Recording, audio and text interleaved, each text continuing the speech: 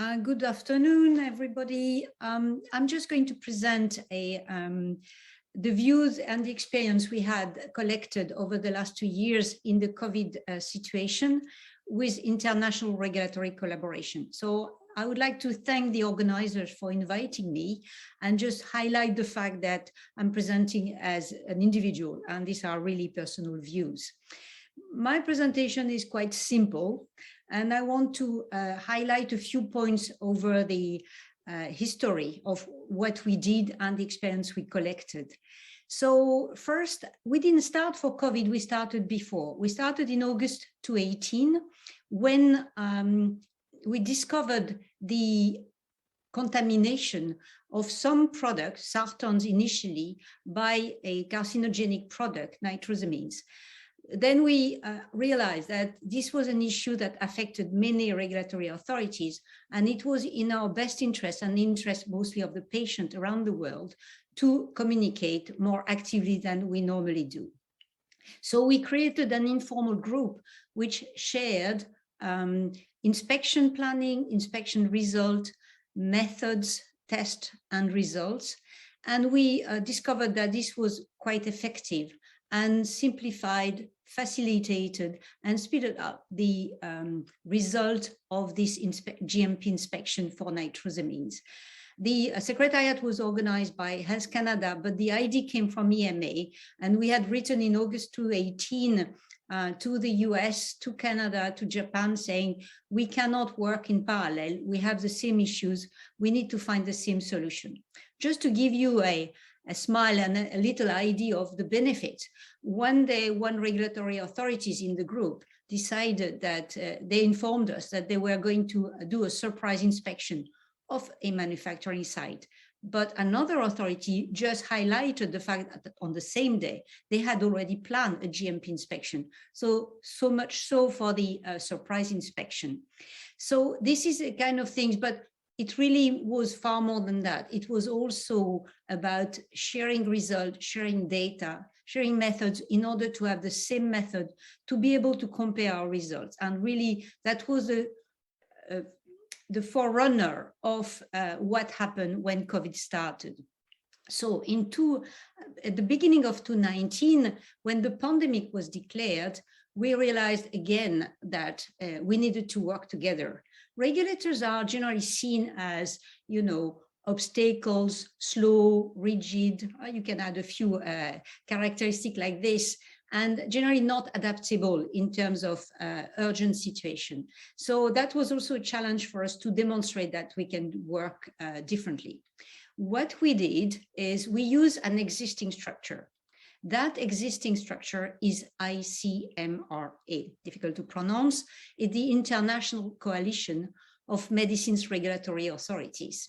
This was an existing group that had been created in 2012 and was already had 27, 29 members, and voluntary group, strategic in nature, trying to identify common issues and common solutions. The topics we had addressed so far were AMR. We had a few meetings twice a year. We had the presentation in the DIA. We had issued a statement on AMR, but honestly, apart from the members, nobody knew about ICMRA. But we used that structure from the outset, and we had the first meeting of using ICMRA in February 2019. So you see that regulators really went immediately and realized immediately that international collaboration was important. At the time, ICMRA was chaired by EMA, which also helped, and my division was doing the secretariat of the ICMRA. So we were also leading in terms of organization and collaboration. You have here the list of members as of to date, with the associate members which are on their way to become members. And you can see that you have not only the EU, but a number of member states, but you have the main large authorities that are actually looking at development plan. So the issue is, because COVID was the same issue for everybody, the same disease, the same pandemic, we knew that the therapeutics and the vaccine would be the same for everybody. So the international collaboration made a lot of sense, and the urgency facilitated the collaboration because nobody wanted to be left out. And we knew that a single development plan would be the solution and the way forward. So the first meeting under ICMRA was a workshop on the non-clinical characteristic of the development of vaccine. It took place in February 2019 and was followed by many others. Every time we changed the chairs. We had different chairs. FDA was co-chairing with EMA for vaccine. Japan was also in charge of the treatment, and Canada worked on real-world evidence. So these meetings were also involving actively other authorities. Nobody was left out. Everybody was able to contribute, intervene, and participate. And I think that is also a very important lesson of ICMRA. By considering everybody as a valued participant, it motivated. So I can see the benefits of ICMRA, and I will repeat that over this presentation. The main benefit of ICMRA were the consensus that we were able to build quickly, easily. And second was the communication. Through these meetings, we kept every single member informed of what was going on. And we realized on that occasion that normally regulatory authorities don't share information and don't update each other. So ICMRA was a way of providing this information. The workshop were technical. So as I said, vaccines, we had other meetings on vaccines, on the clinical evidence, the effectiveness, and we agreed immediately. It was not difficult to agree. So the consensus was built very easily, but every participant had that information in real time during the meeting, but also because we published the outcome of the meeting immediately in the couple of days afterwards. So it was really information that was disseminated immediately. And as I said, it was very useful. We had other activities in ICMRA where also we involved other regulatory authorities. The other type of meeting, we had a working group which was working on small topics and produced statements, which we published, for example, on sharing data, on the need for placebo-controlled trial or large trials and not small trials that are underpowered. We had also an update every other week. We met for 1 or 2 hours and we updated each other on what were the hot topics, which trial was completed or ongoing, what were the products under development. And this permanent information allowed everybody to have the same level of information. So it was really important in terms of sharing information and then building consensus. We agreed, as I said, on most things very easily. There was one element where we did not fully agree, which was on the acceptable, from the regulatory perspective, acceptable vaccine effectiveness. And the FDA wanted 50%. EMA was ready to accept a little lower. Of course, we didn't know at the time that we would get 95%, which solved every single problem immediately. But it's just to show that we had slight difference, but they were not essential. And on the essential criteria, we did agree. So this is quite positive and show that in reality, regulators were able to work together very quickly. So we had this double benefit of consensus quickly, and this was acceptable and achievable because we didn't have any other stakeholders. I'm normally a great supporter of patient participation and integration in whatever we do, or academics, of course. But in that particular case, having regulators only allowed to be quite quick. This ICMRA is an informal group. I said it's strategic, it's voluntary.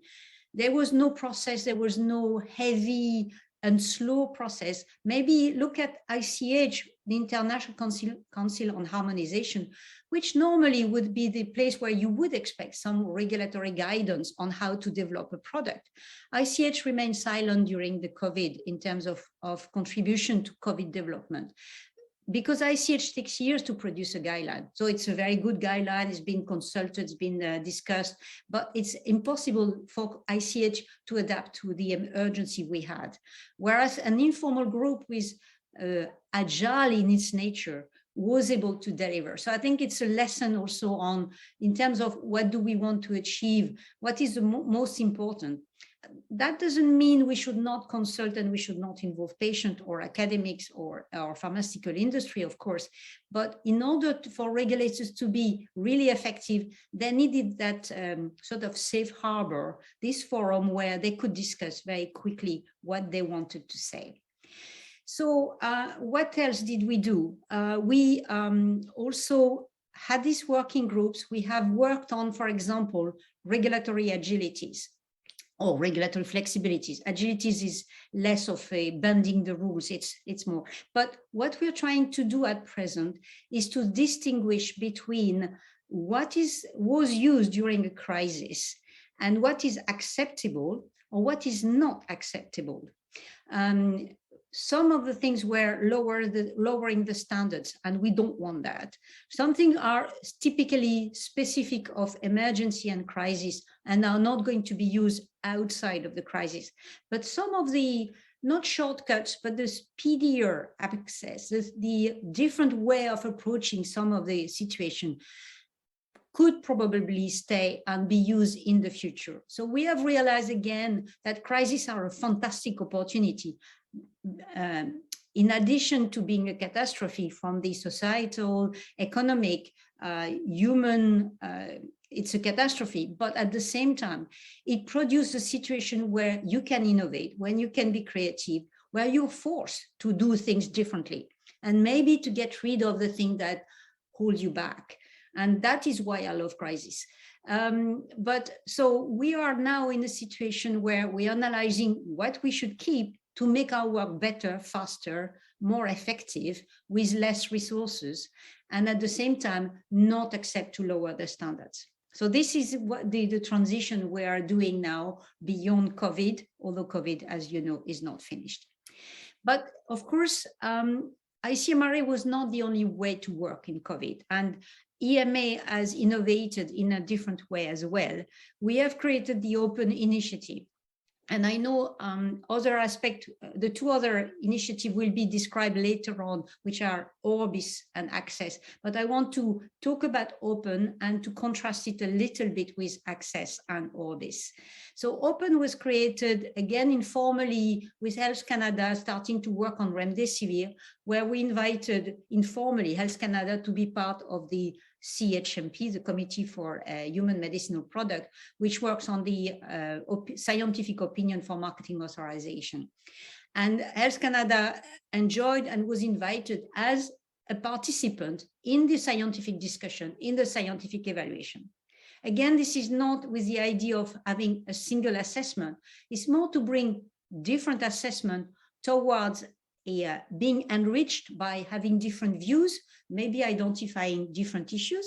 You know that in Europe, we always have two rapporteurs with that, exactly that objective, that two teams don't see the same thing. They bring different issues and they bring different explanation and different approaches, and the two together are richer than just one. So we wanted to have this addition, and Open was formalized in December 2019. And we have now invited Health Canada, Swissmedic, WHO. Japan has also joined, and Australia in a second step. So, and these countries are able to contribute to the scientific evaluation of the product.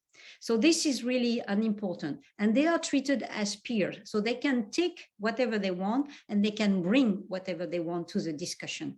And they are really part of the evaluation. And I think this is a very positive element.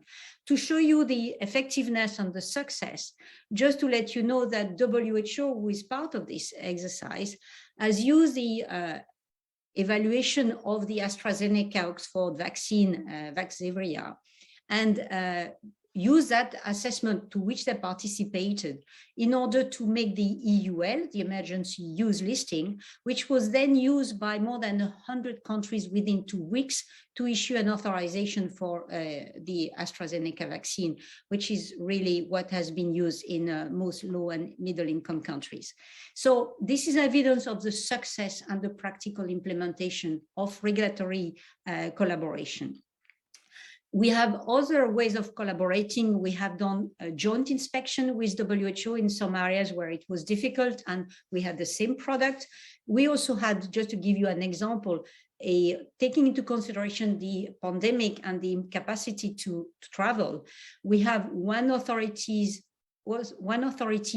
inspecting locally and connected to EMA and another authority far remote, contributing, having a joint inspection remotely. So we have mix of in situ inspection, GMP inspection, and remote inspection. And to contrast this open, I'm going back to open, to contrast open with Orbis and Access. Orbis is, as you know very well, because it's oncology, at the initiative of the Center of Excellence in Oncology, and they have shared their assessment in real time with other authorities, Canada, UK, and Australia. And they work intensively between assessors on the assessment. But the principle is that the FDA can provide whatever the others want, but will not take what the other countries are producing, which is not what we do in open. We accept that the other come with their assessment report and we will take the best of it. And Access is a situation where the actual application is split, and each country, which is Australia, Canada, Singapore, UK, are splitting the application, and each authority is assessing one part, and at the end they take a common decision on the product. So really a different approach of international collaboration when it comes to regulatory work, but it is really interesting to see they are complementary forms, and every one of each of them has an interest. So my message is really use the opportunity of exceptional circumstances to collaborate. And by that, I mean work together as peers. And that is the real way. I'm not suggesting, again, that we don't work with stakeholders, industry, academics, but first and foremost, patient. On the contrary, but we need to find ways which are lighter, more agile, and faster. So this is not something that we reject because it's taking too much time, but it's actually helping. So I wanted to show you the open initiative as well, but you have heard me. And so how does this apply to oncology? And that will be my conclusion and my last slide. I think the lessons learned are real-time communication on issues and bringing everybody to the table. It's more difficult, the more you are, the more difficult it is. But at the same time, I think if there is a willingness to engage, it will produce the result that you want. We've seen with ICMRA that not everybody contributes to the same level. We had members who were very much listening, much more than bringing issues or bringing questions.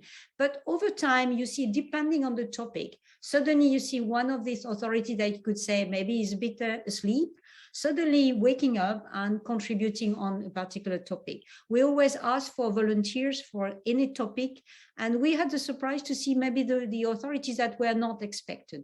We had a mix. We had, as you could see, the continents except Antarctica, all of them. We had a mix of developed countries and low and middle income countries. We asked WHO as an observer, which was really good. So we have been really engaging with different level, different ways, but all over the time we had this willingness to work together. So probably prioritization is also an important aspect. The crisis made it clear, but we wanted also to serve the other areas which are not COVID, and making sure that our resources are not divested from these areas, because that would have affected the patient. So there are a number of points, and I'll be happy to discuss later on what else we can do. But I think it shows that it is possible to work. Regulators are not as rigid as we can imagine, and in practice this is effective and had a real impact, as I've tried to demonstrate. Thank you very much.